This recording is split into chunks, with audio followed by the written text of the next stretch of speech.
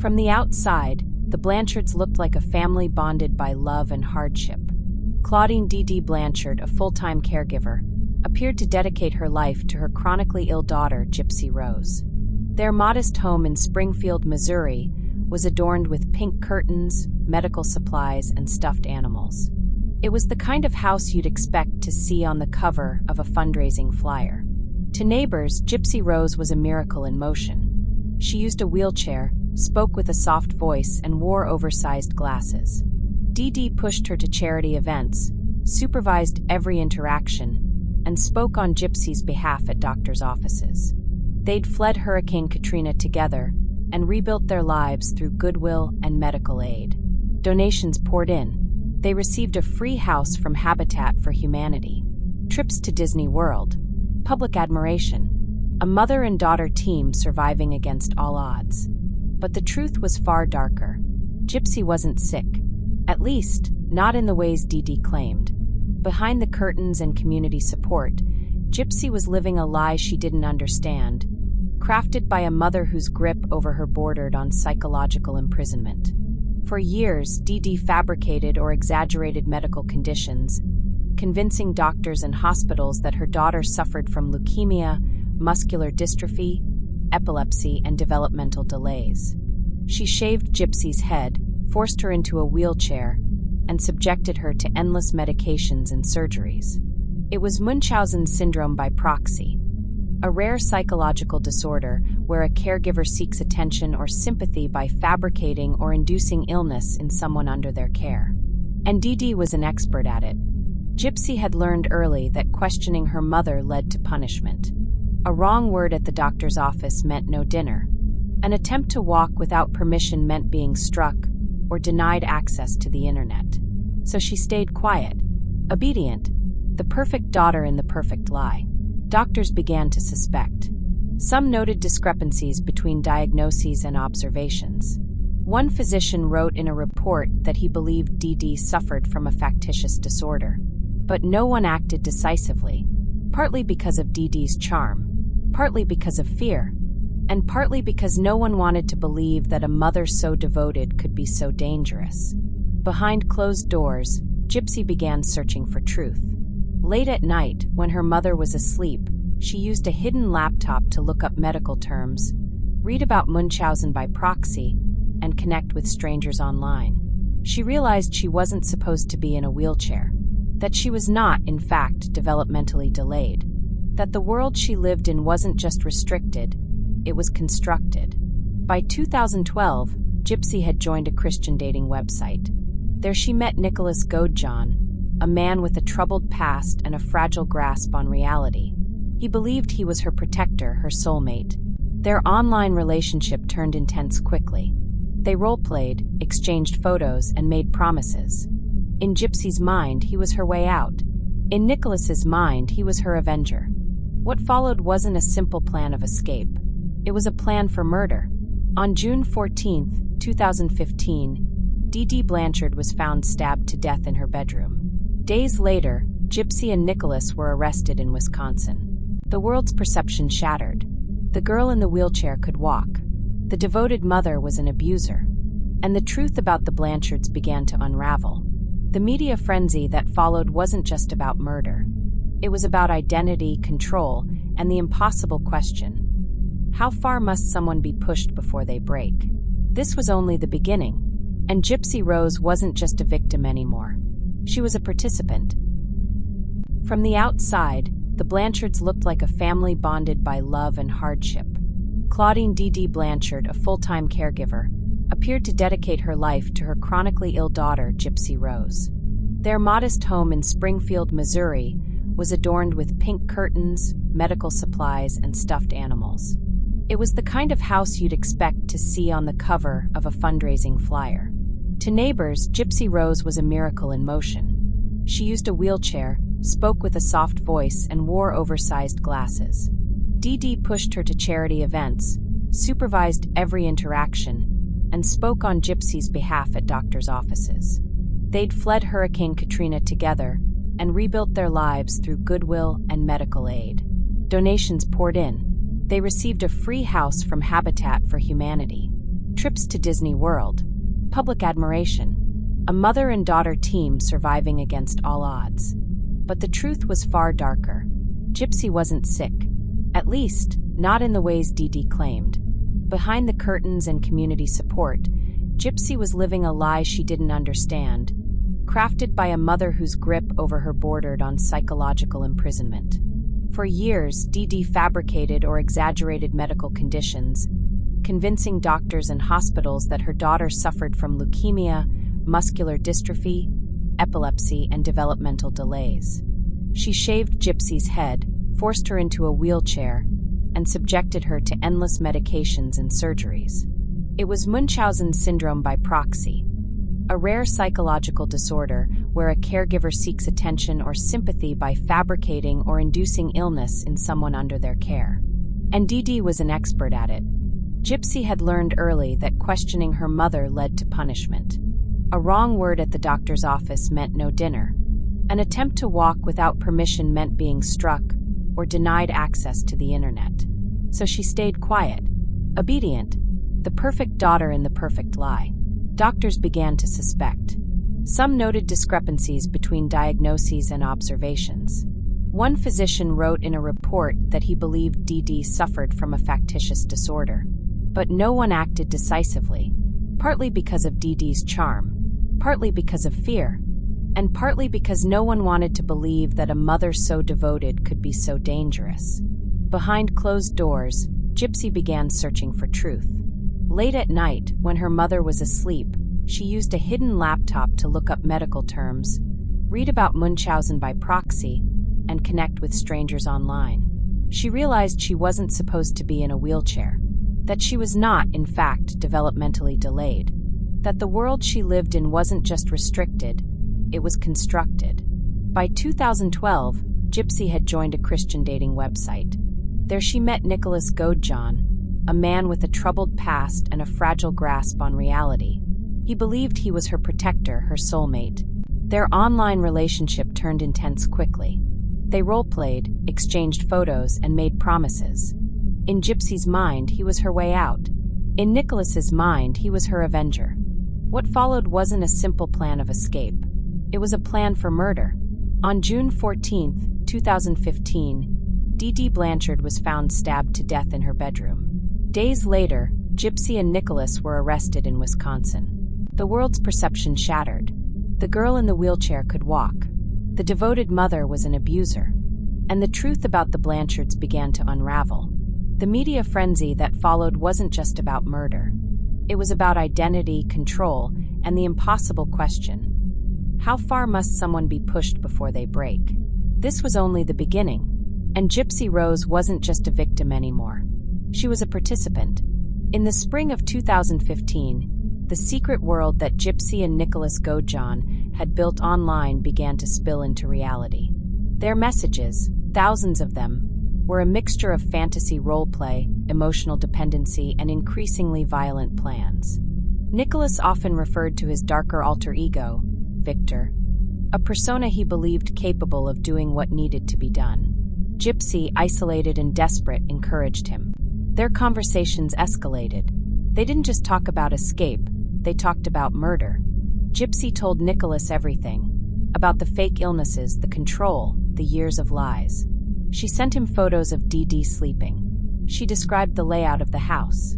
They discussed how he would travel from Wisconsin to Missouri without alerting anyone. On June 9, 2015, Nicholas boarded a Greyhound bus from Big Bend, Wisconsin, carrying only a backpack and a knife. He arrived in Springfield the next day. Gypsy met him at a local movie theater under the pretense of seeing a film, while Dee Dee stayed home unaware. Later that evening, Gypsy returned home. Dee Dee took her nightly medications and went to bed. Gypsy unlocked the front door. Nicholas entered quietly wearing gloves. Gypsy hid in the bathroom, covering her ears. She later told investigators she couldn't bear to hear what was about to happen. Dee Dee was asleep in her bed when Nicholas stabbed her 17 times. The attack was brutal, quick. By the time it was over, Dee Dee lay lifeless in her room, and the house fell into an unnatural stillness. Afterward, Gypsy and Nicholas stayed in the house briefly. They cleaned up, gathered some belongings, and took cash from Dee Dee's wallet. Then, as if trying to erase the scene entirely, they left, taking a taxi to a motel, then a bus out of state. They made their way to Wisconsin, staying in Nicholas's home with his mother. While the murder went undiscovered for several days, Gypsy posted a cryptic message to the shared Facebook page she had with her mother. The post read, "That be asterisk asterisk asterisk asterisk is dead." It was meant as a final act of rebellion, but it did more than provoke. It alerted friends and neighbors that something was wrong. When Dee Dee's body was discovered on June 14th, the community was in shock. And when it was revealed that Gypsy could walk, that she had no major illnesses, and that she was found alive and well hundreds of miles away, shock turned to disbelief. Police tracked the IP address of the Facebook post to Wisconsin. Within hours, Gypsy and Nicholas were arrested. The news spread rapidly. The image of Gypsy, once a frail, helpless girl in a wheelchair, being escorted by police without aid stunned the public. Interrogations began almost immediately. Gypsy confessed in detail. She explained the abuse, the manipulation, and how she had come to believe there was no other way out. Nicholas, too, admitted to everything. "I did what she asked," he told investigators. "She wanted her mom dead, and I wanted to help her." What followed was not just a criminal investigation. It was a national conversation about the failures of the system, about how so many doctors, neighbors, and agencies had missed the signs, about how a girl could be made a prisoner by the very person meant to protect her, and about what justice really looks like when the victim and the perpetrator wear the same face. The aftermath of Dee Dee Blanchard's murder was unlike anything the Springfield Police Department or the public had ever seen.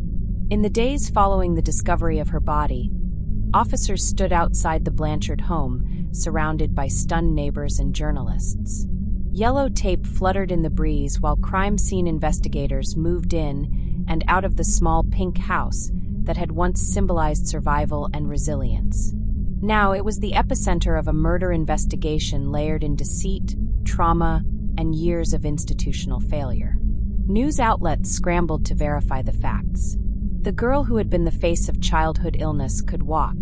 She had no cancer, no muscular dystrophy, no feeding tube. The truth unraveled fast, and the world watched in disbelief. As public fascination exploded, police processed the evidence.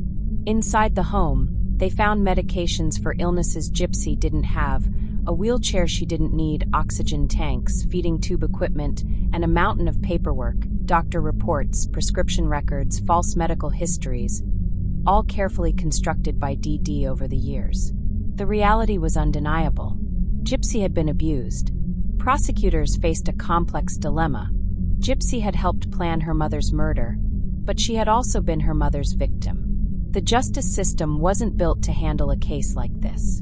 There was no clear precedent for someone who had been manipulated since childhood, medically abused, emotionally controlled, and then finally broke. Meanwhile, Nicholas Godejohn was charged with first-degree murder and armed criminal action. Prosecutors saw him as the primary killer, the one who had entered the room, held the knife, and carried out the fatal act. He faced the possibility of life in prison without parole.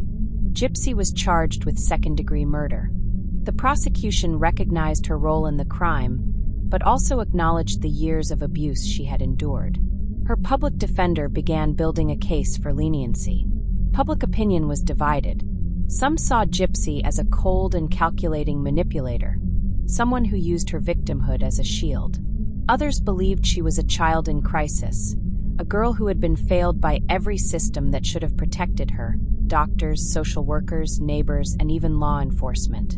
The community reeled. Neighbors who once supported the Blanchards felt betrayed, but also horrified.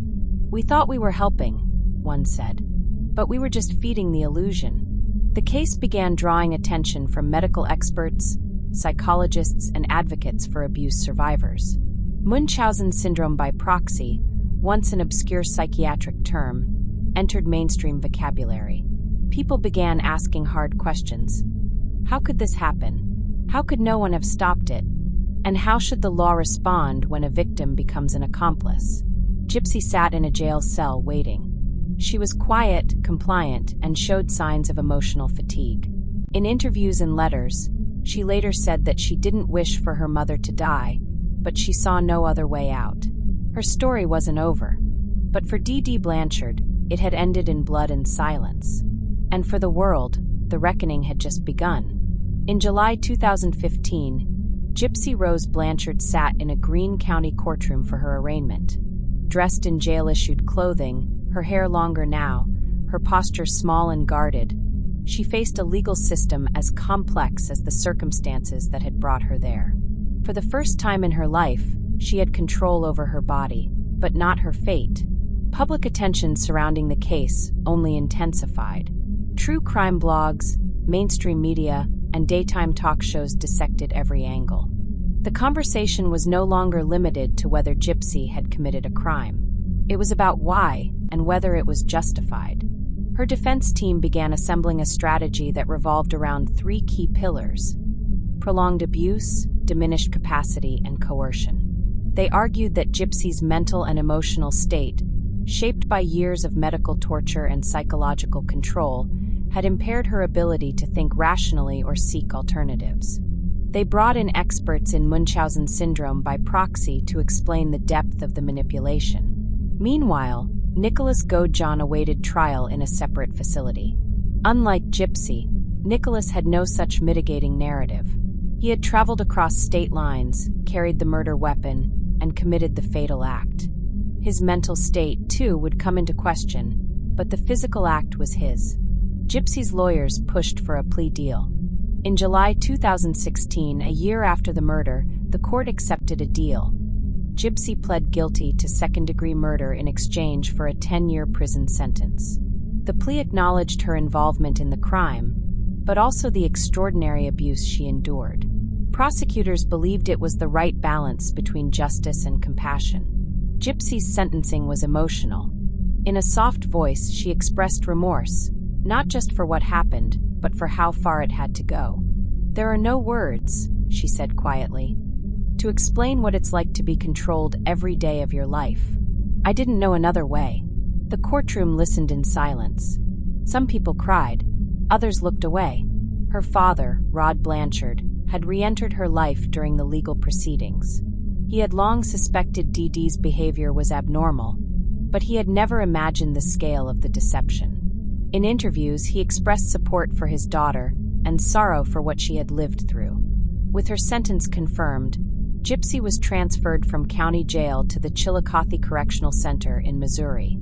There, she would begin serving her term, a 10-year stretch with the possibility of parole.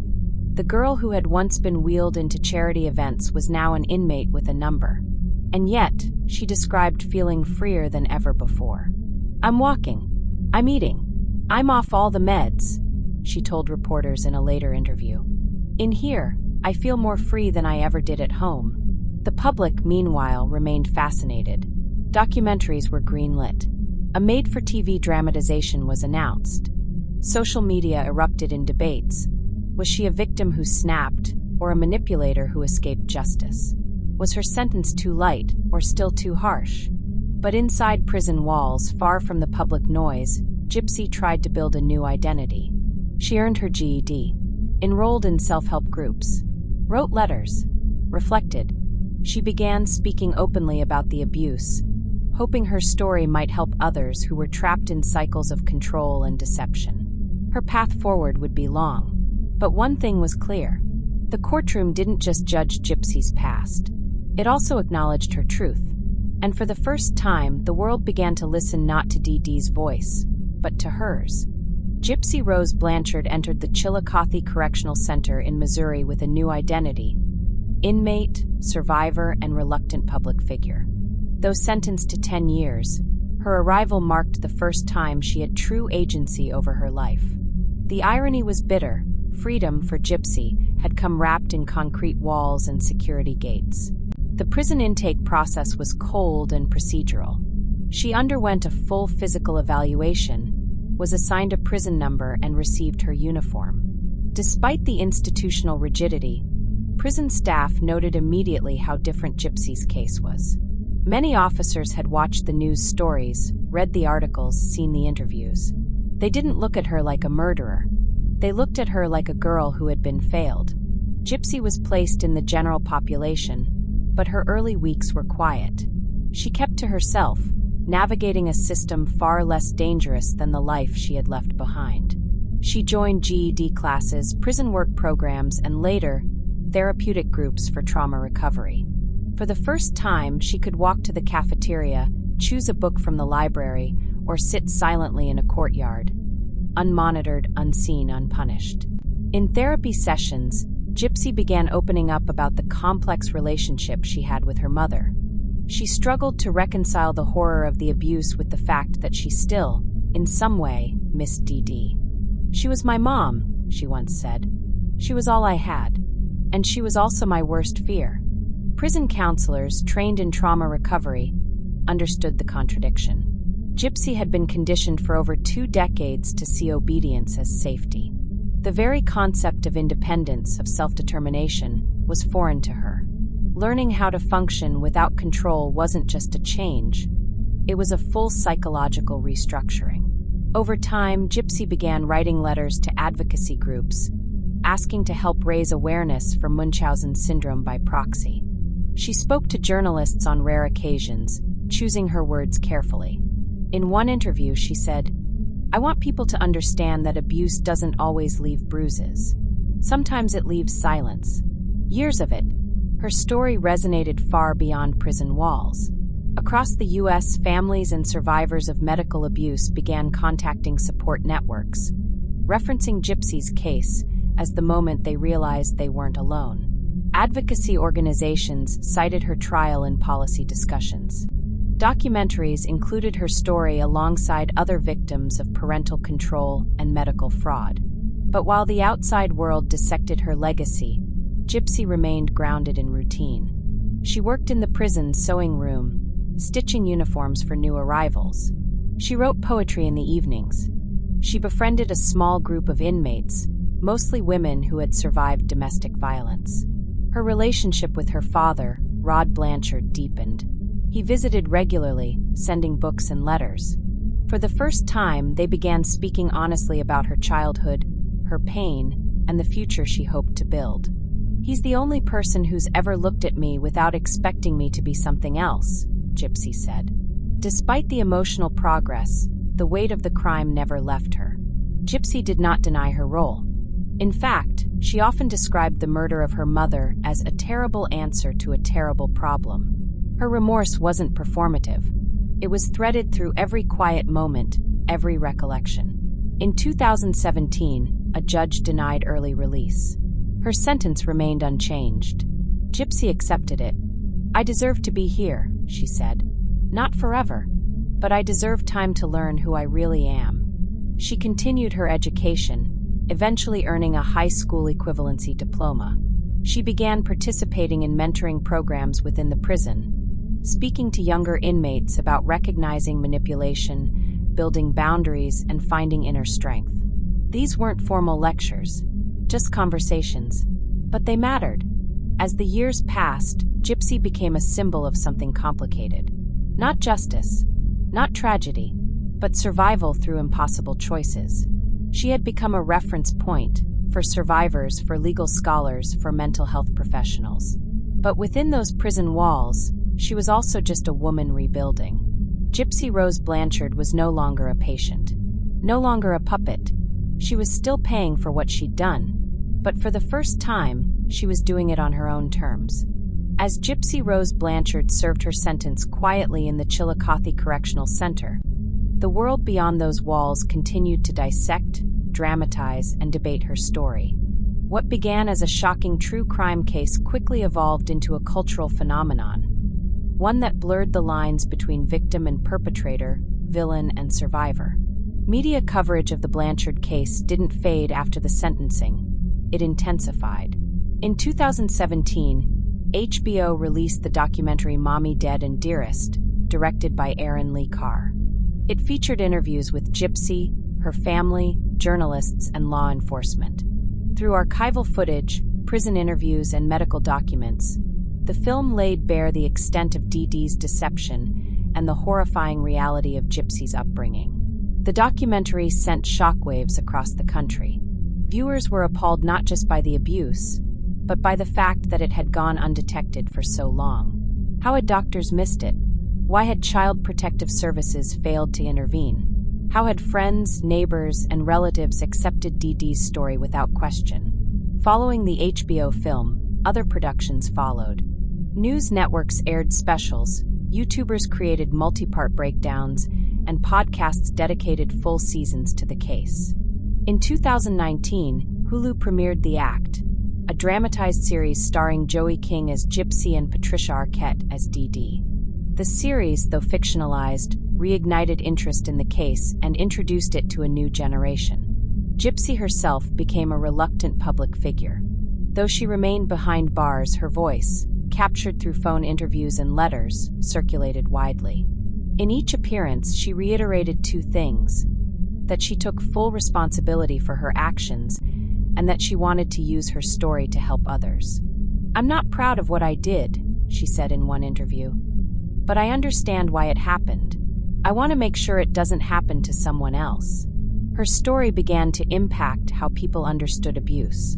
Organizations advocating for domestic violence survivors and children of medical abuse began referencing Gypsy's case as a prime example of how complex and invisible long-term manipulation can be.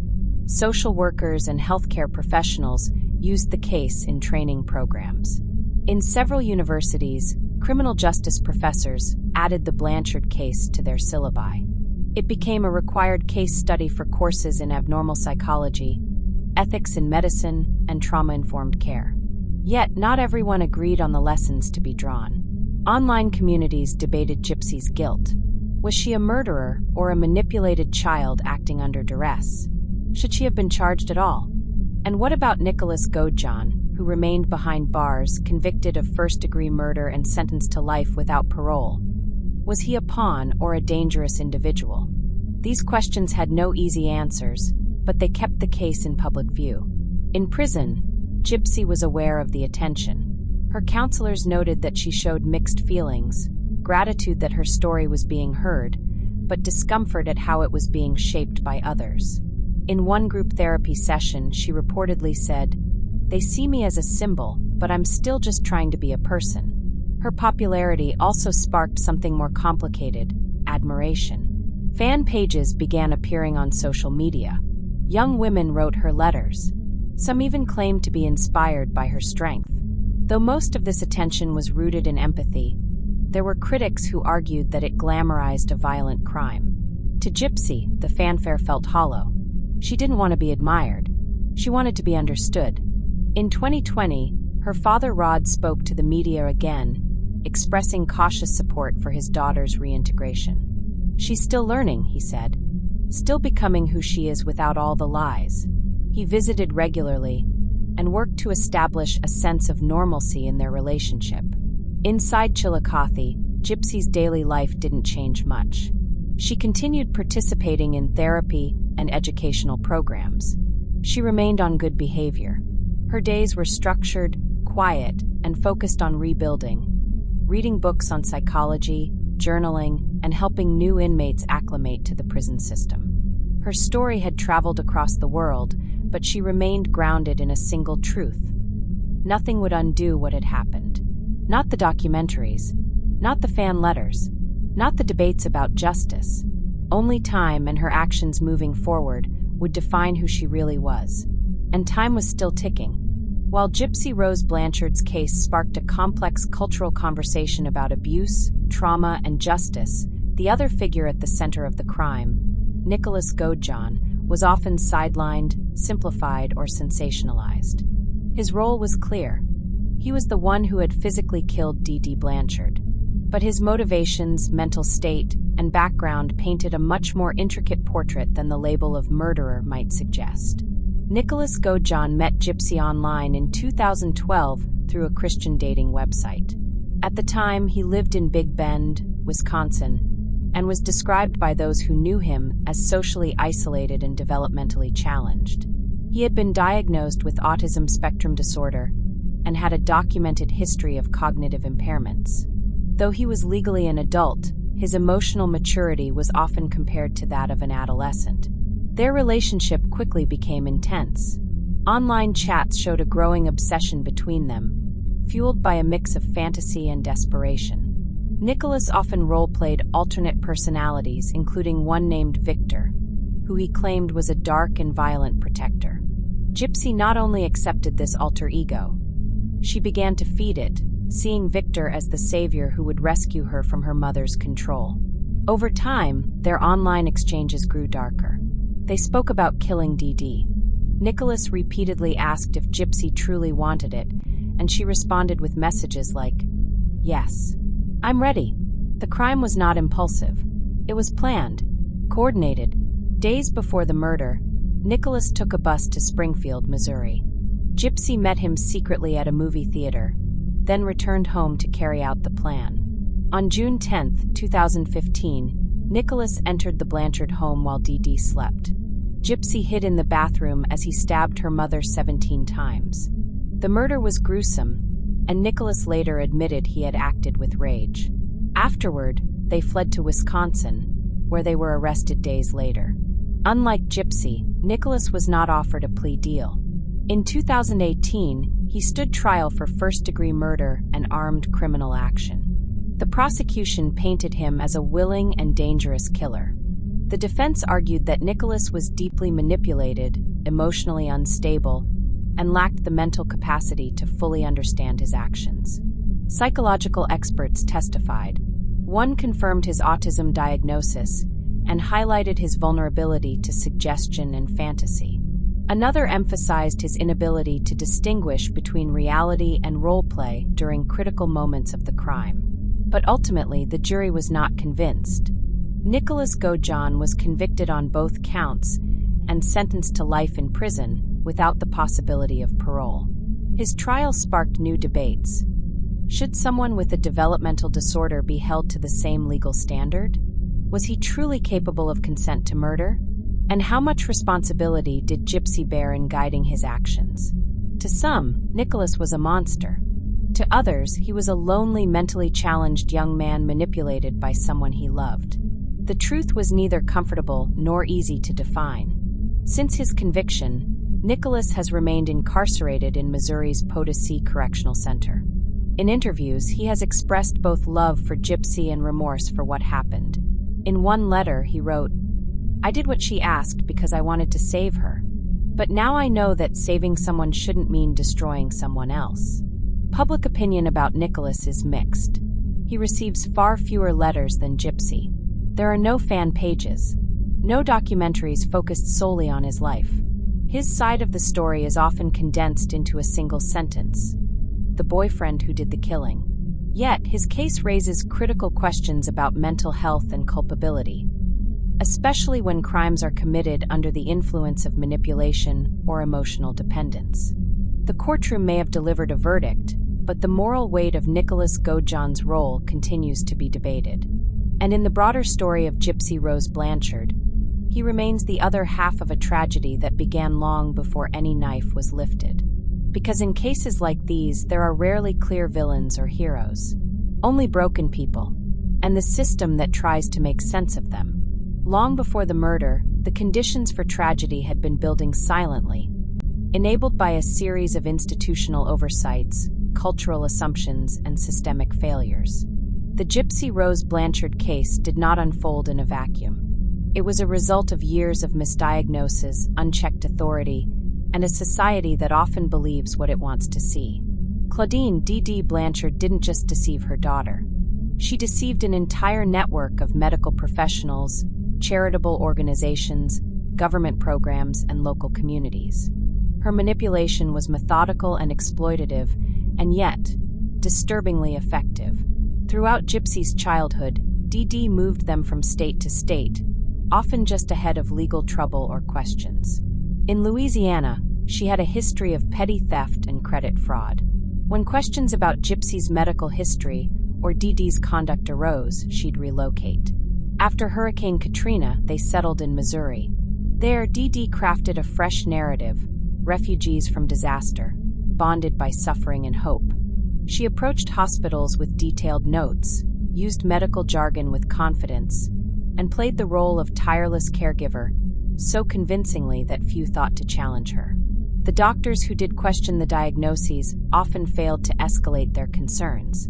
One pediatric neurologist in Missouri grew suspicious after finding no signs of muscular dystrophy in Gypsy and no reason she needed a wheelchair. He documented his doubts but received no response after reporting them. Dee Dee also controlled all documentation. Gypsy's birth certificate had been altered. Her medical records were inconsistent, with some diagnoses invented and others duplicated to pad her history. Government programs like Medicaid and the Make-A-Wish Foundation accepted Dee Dee's narrative without thorough verification, providing aid and benefits that reinforced her constructed world. Law enforcement had also missed key moments. A report was made to Child Protective Services about potential abuse. A wellness check was conducted. Dee Dee explained it away with ease, citing her daughter's complex conditions and sensitivity to strangers.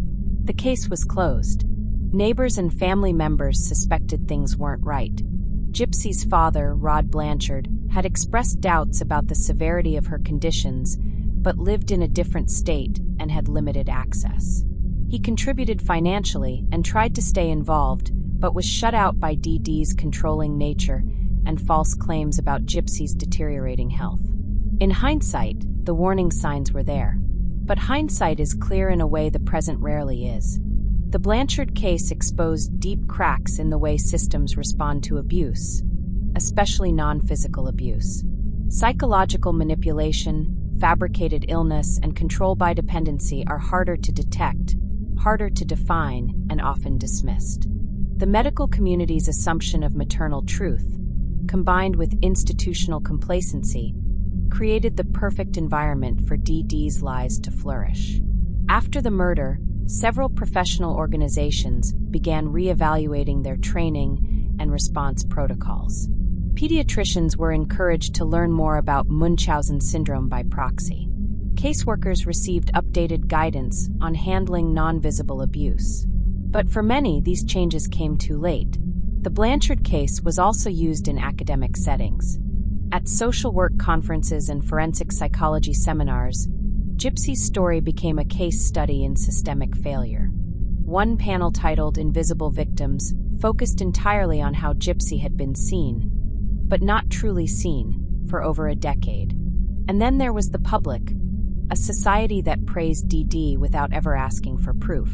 Communities hosted fundraisers, built them a house, gave them airtime.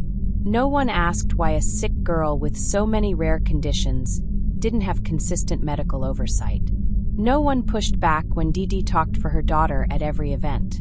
In many ways, Gypsy's prison sentence was not just for her actions, but for everyone's inaction.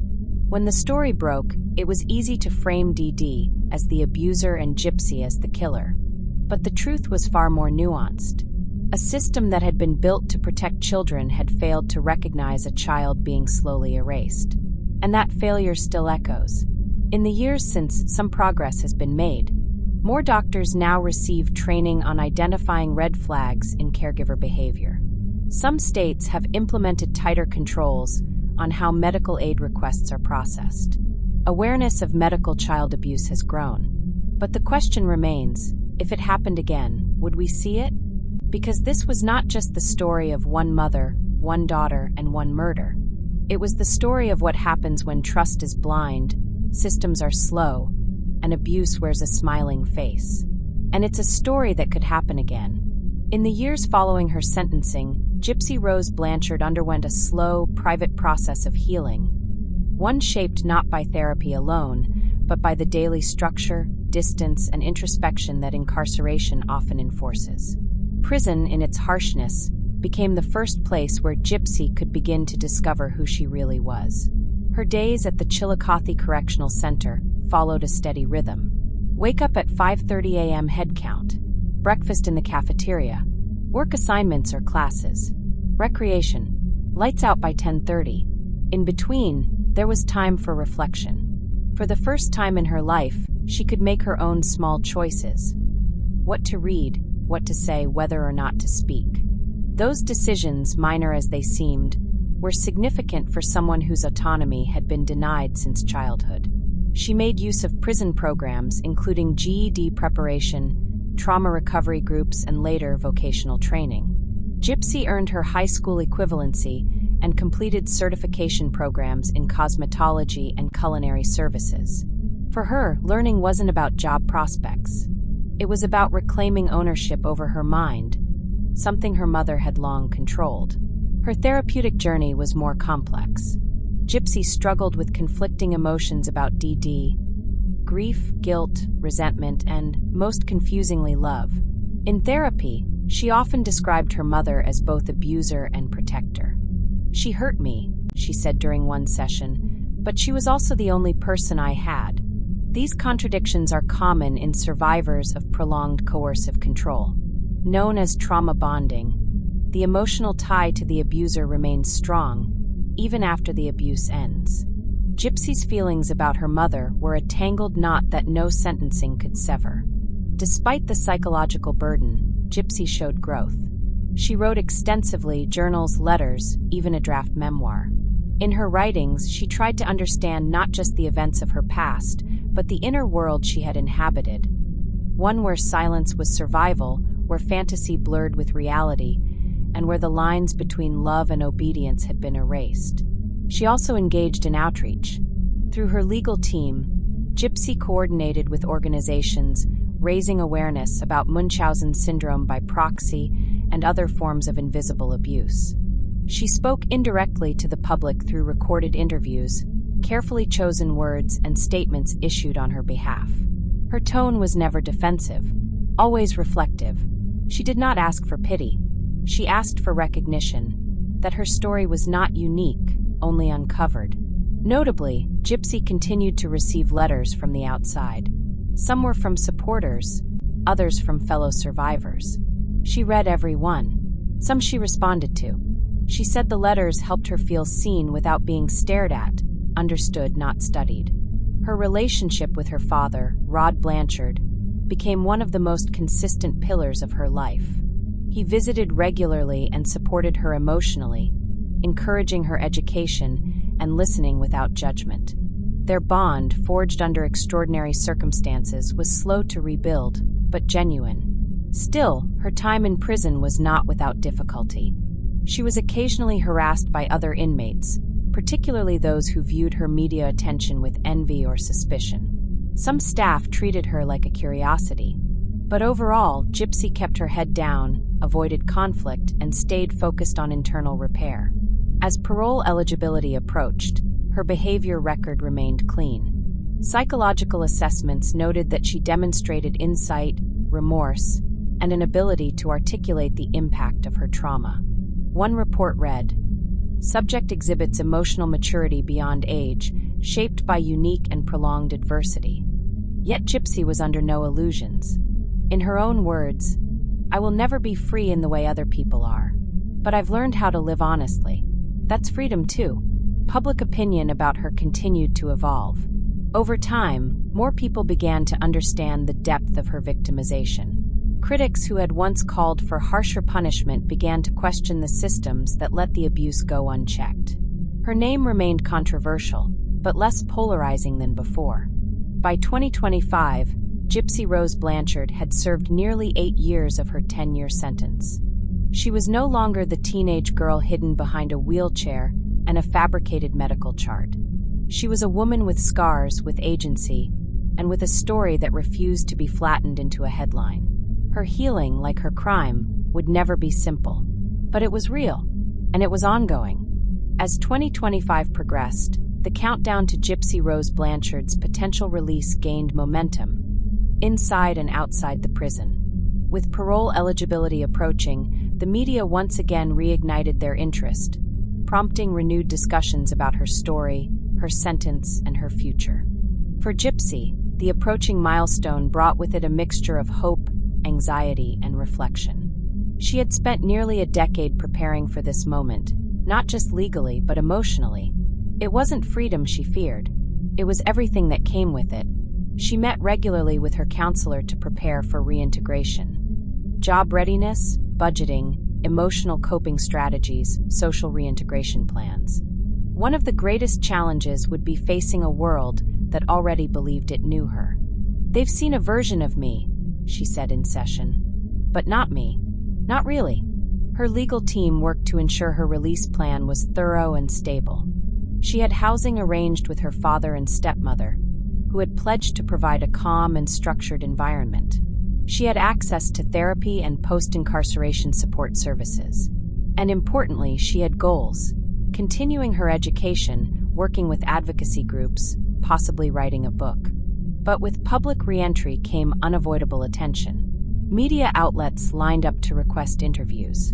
Some wanted redemption stories. Others wanted exclusive access. Producers in Hollywood began circling with ideas for scripted follow-ups, docuseries updates, and televised reunions. Gypsy declined most of them. "She's not looking to become a celebrity," her lawyer told reporters. "She's looking to become a person." Inside the prison, the atmosphere around Gypsy shifted. Some inmates encouraged her, others grew distant, jealousy mixed with bitterness. A few accused her of benefiting from fame, of getting out early, because of public sympathy. Gypsy stayed grounded, keeping her routines intact. "You can't control how people see you," she wrote in her journal. "You can only control who you choose to be." Her final parole board interview was comprehensive. A panel of officials reviewed her records, psychological evaluations, victim impact statements, and her release plan. Gypsy spoke with clarity and humility. She did not ask for sympathy. She asked for a chance. In preparation for her release, prison staff assigned her to a reintegration program. She learned how to open a bank account, use a smartphone, apply for work, and navigate social systems she had never experienced independently. Even basic decisions, choosing groceries, making appointments, would be new. Public discussion intensified as her parole decision approached. Some praised the justice system for recognizing the nuance in her case. Others feared she was being released too soon. A few victim advocates emphasized that while Gypsy had suffered greatly, a life had still been taken. Gypsy understood this. "What happened to my mother was terrible," she said. "But so was what she did to me. I will live with both truths for the rest of my life." Behind closed doors, she packed her few belongings into a box. Letters, photos, books, a few personal effects. She said goodbye to the few friends she had made. Said goodbye to the cell that, paradoxically, had given her space to grow. On the morning of her release, she awoke before dawn. She braided her hair. She folded her blanket neatly. She waited, and when the gates opened, Gypsy Rose Blanchard stepped into a world she had never truly known. Not as a patient, not as a prisoner, but as herself. The road ahead would be long, complicated, uncertain, but for the first time, it would be hers to walk. The first days after Gypsy Rose Blanchard's release were surreal. For nearly 10 years, she had lived within the tight parameters of prison life, routine, regulation, and structure. Now, with no cell door to close behind her, the world stretched out in ways she had long imagined, yet barely knew how to navigate. The adjustment was overwhelming. Gypsy moved in with her father, Rod Blanchard, and his wife, Christy, in southern Louisiana. The house was calm, warm, and free of the constant surveillance she had grown up under. But even in this safe space, everything felt unfamiliar. The hum of kitchen appliances, the open windows, the ability to walk outside without asking permission. Every detail was both liberating and unnerving. One of the first things Gypsy did was set up a basic smartphone. For most of her life, she had been forbidden from accessing technology freely. Now she held the digital world in her hand. Social media, streaming platforms, GPS. Everything moved so fast. She created a private profile, but largely stayed offline, wary of attention. "I want to live quietly," she said. "And I don't owe the internet anything." She reconnected with family.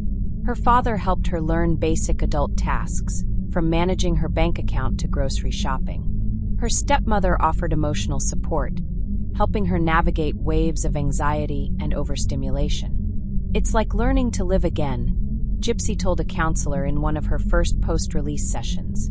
Therapy remained a crucial part of her transition. With professional help, she continued to process the trauma of her upbringing, the weight of the crime, and the complicated public gaze that followed her. Her therapist noted that Gypsy exhibited high levels of emotional insight, but struggled with self-judgment. She still wrestled with the idea of being deserving, of peace, of relationships, of a future. Public curiosity, though reduced, hadn't disappeared. Paparazzi followed her briefly. Rumors circulated about media deals. A few tabloid stories ran headlines about her new life or speculated about her romantic relationships. Gypsy ignored them. She had turned down nearly every interview request, choosing instead to focus on regaining a sense of normalcy. She began volunteering with a domestic violence support network, connecting with women who had survived different kinds of coercive control. She didn't lead workshops or give speeches. She listened. She sat in on sessions. And when asked to share her story, she spoke softly and simply, without dramatics.